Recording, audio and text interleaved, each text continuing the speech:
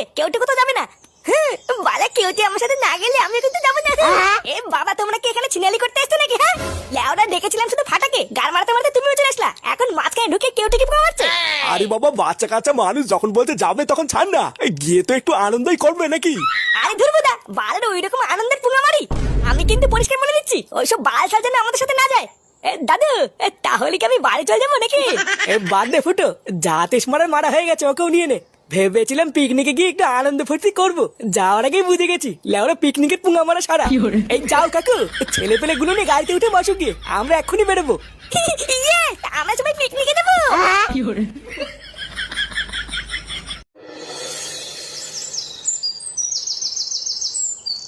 এই কারের কোনো অসুবিধা হচ্ছে না তো? এই সবাই ঠিকঠাক উঠেছিস তো? হ্যাঁ, সবাই উঠে পড়েছে, এই কারোর কোনো অসুবিধা নেই।